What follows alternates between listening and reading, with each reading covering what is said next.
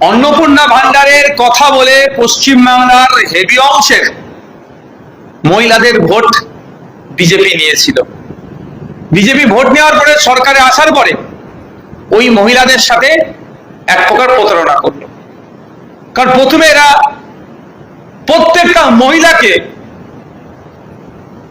লক্ষ্মীর ভান্ডারের বদলে ৩,০০০ টাকা অন্নপূর্ণা যোজনা দিয়ে আমাদের কমিটমেন্ট করেছিল। তারপরে কি হলো, নাকি পুরুষ ঢুকে আছে ওই জন্য ঝাড়াই বাছাই হবে, ওয়েলকাম। তবে কত পুরুষ ঢুকে আছে? এখনো ঝাড়াই বাছাই হচ্ছে না।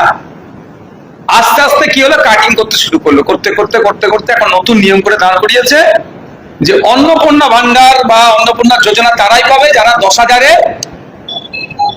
কম ইনকাম করবে। তাহলে বোঝাই যাচ্ছে একটা টার্গেট ফিক্সড করে নিয়েছে। আর আমি আপনাদের মাধ্যমে সাধারণ মহিলাদেরকে বলবো, এরা পুরো ফিক্সড করে নিয়েছে যে এরা 1 কোটি মহিলার বেশি দেবে না।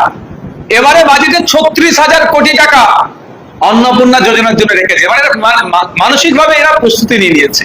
তাহলে যে প্রতিশ্রুতি বিজেপি দিয়েছিল সেই প্রতিশ্রুতি পালনে তারা ব্যর্থ, বরঞ্চ মহিলাদের সাথে তারা প্রতারণা করলো। এর জবাব আগামী নির্বাচনে মহিলারা দেবে।